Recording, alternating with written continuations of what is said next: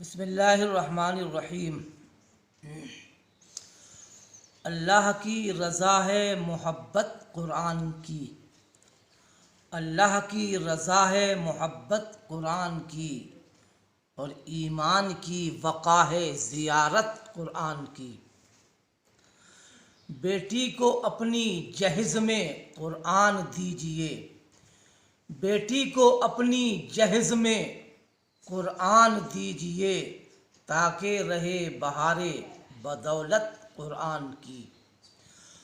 और मुबीन सारी दुनिया में तुम आओगे नज़र, मुबीन सारी दुनिया में तुम आओगे नज़र, करते रहो हमेशा तिलावत कुरान की, करते रहो हमेशा तिलावत कुरान की। अल्लाह की रज़ा है मोहब्बत कुरान की। कुरान फरमाता है, काला इन्ना रब्बका अहाता बिन्नास। ऐ लोगो, तुम सब के सब अपने परवरदिगार के कब्ज़े और उसके हाथे में हो। वमा तशाऊना इल्ला अन यशा अल्लाहु रब्बुल आलमीन। ऐ लोगो, तुम्हारे चाहे से कुछ नहीं होता, अल्लाह जो चाहता है बस वो ही होता है। इसीलिए मोमिनों को अपने जान, माल, औलाद सब कुछ अल्लाह के सुपुर्द करना चाहिए। जो अल्लाह के सुपुर्द करता है, अल्लाह उसका नासिरो हामियो मददगार होता है। क्या देखते नहीं, जब तुम सोते हो उस वक्त तुम्हारा रहवाला कौन होता है? तुम्हारे हाथ सोने में कहीं, तुम्हारे पैर कहीं, तुम्हारा सर कहीं, तुम्हारा धड़ कहीं, मगर ऐसे में तुझे किसने महफूज रखा? तेरे माल को किसने महफूज रखा? हल मिन खालिकिन गैरू, क्या अल्लाह के अलावा और कोई खालिक है? तो प्यारे इस्लामी भाइयों, ये मत देखो कि क्या होगा, ये दुनिया वाले कैसे राजी होंगे, ये पार्टियां कैसे राजी होंगी, ये मजाटियां कैसे राजी होंगी, ये टोलियां कैसे राजी होंगी, ये बिरादरी कैसे राजी होगी, ये कुनबे कबीले वाले कैसे राजी होंगे। बल्कि ये सोचो कि अल्लाह की कसम, होगा वो जो खुदा करेगा और हमें करना वो है जो खुदा की मर्जी है। तो प्यारे इस्लामी भाइयों, इसीलिए फरमाया गया कुरान में, इन्नल्लाह अश्तरा मिनल मुमिनीना अनफुसहुम व अम्वालहुम बिअन्न लहुमुल जन्ना। ऐ लोगो, ईमान वालों के माल और जान अल्लाह ने जन्नत के एवज खरीद लिए।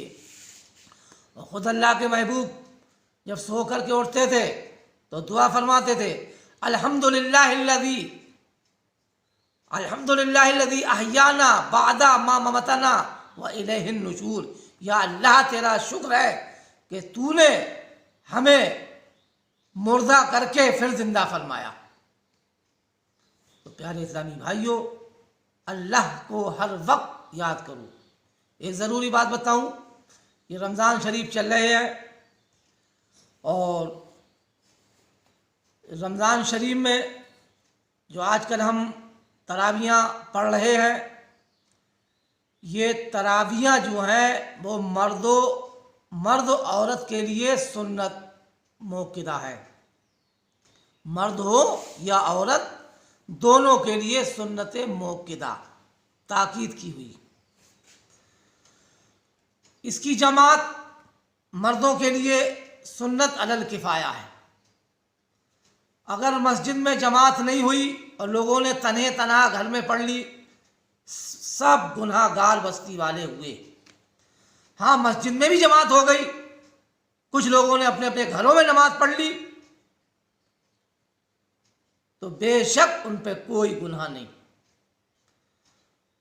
और आजकल ये औरतें, हमारी वो माँ बहनें सिर्फ नमाज पढ़ती हैं, तरावियाँ नहीं पढ़ती हैं, उनकी बहुत बड़ी भूल है। इस तरावियों का उन्हें एहतमाम करना चाहिए। जैसे मर्दों पर सुन्नत है, ऐसे ही औरतों पर भी सुन्नत है। दूसरी बात यह है, अगर किसी की एक आध दिन ये छूट जाती है तरावी, तो वो सिरे से पढ़ना ही ख़त्म कर देते हैं। उनसे कहो तरावी क्यों नहीं पढ़ते? कहा हमारे पहले दिन छूट गई थी तरावी। ये उनकी गलत फहमी है।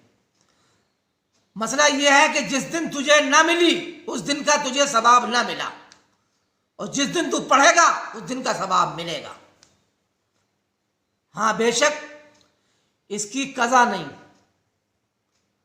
इसकी कज़ा तो नहीं है, मगर जिस दिन आप पढ़ेंगे उस दिन का सवाब मिलेगा, और जिस दिन नहीं पढ़ेंगे, नहीं पढ़ी, उस दिन के सवाब से आप महरूम रहे। दूसरी बात यह है कि ये नाबालिग जो हाफिज बन के आ रहे हैं, बड़े अखबारों में निकल रहे हैं, बड़े चर्चे हो रहे हैं, बड़े यूट्यूब पे दिखाए जा रहे हैं कि इन्होंने 5 साल में हाफजा कर लिया, ये नन्हा सा बच्चा है इसने हाफजा कर लिया। बड़ी अच्छी बात है, हाफजा कर लिया। अब उनको, उस हाफिज को, नाबालिग को लोग मुसल्ले पर खड़ा कर रहे हैं। मुसल्ले पर खड़ा होकर उसके पीछे तरावियां पढ़ रहे हैं, नमाज़ें पढ़ने लगे। प्यारे इस्लामी भाइयों, चाहे हाफिज हो चाहे मौलवी हो, नाबालिग के पीछे नमाज पढ़ना नाजायज है, नमाज नहीं होगी।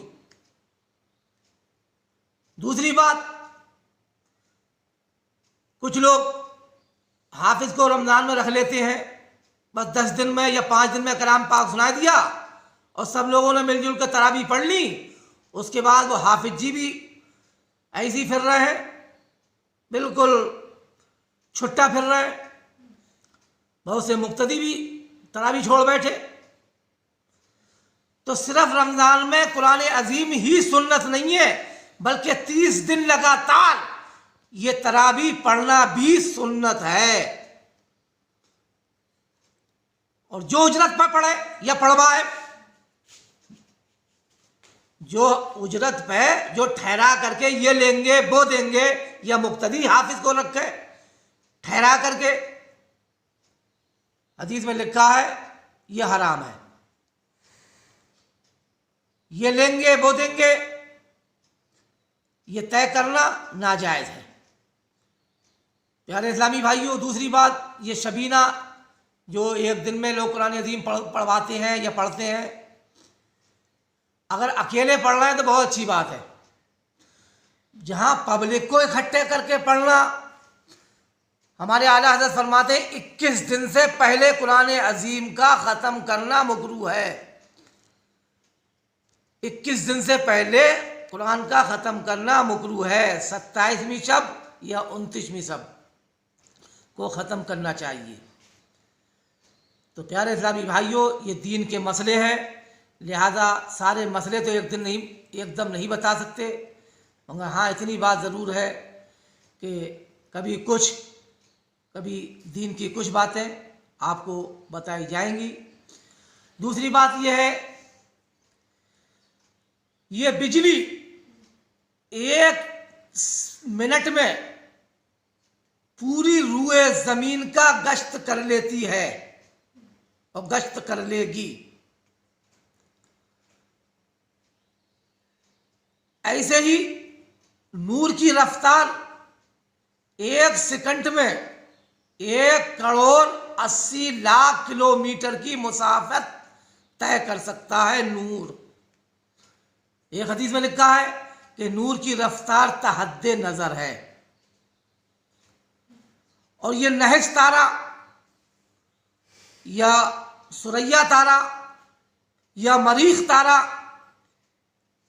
1 मिनट में 1,20,000 किलोमीटर अपने बुर्जों में, अपने बुर्जों में ये तय कर लेते हैं। और बिजली क्या है? ये हजरत साद एक फरिश्ते हैं, वो बादलों को हाँकते हैं, जब कोड़ा मारते हैं उसकी बिजली, उसकी चमक जो गिरती है वही बिजली है जो पूरे घर को, इंसानों को तबाह बर्बाद कर देती है। तो बताओ, जब एक कोड़ा मारता है साथ, तो उससे तमाम के तमाम इलाके बर्बाद हो जाते हैं। जो कब्र में मुनकर नकीर हैं वो हमारे कोड़े मारेंगे, तो लिहाजा उनकी पिटाई का क्या आलम होगा। प्यारे इस्लामी भाइयों, अल्लाह ताला हमें नेक राह चलने की तौफीक अता फरमाए। इसीलिए शायर ने क्या खूब फरमाया है, मदीने की ज़मी भी क्या ज़मी मालूम होती है, मदीने की ज़मी भी क्या ज़मी मालूम होती है, बुलंदी अर्श की ज़ेरे ज़मी मालूम होती है।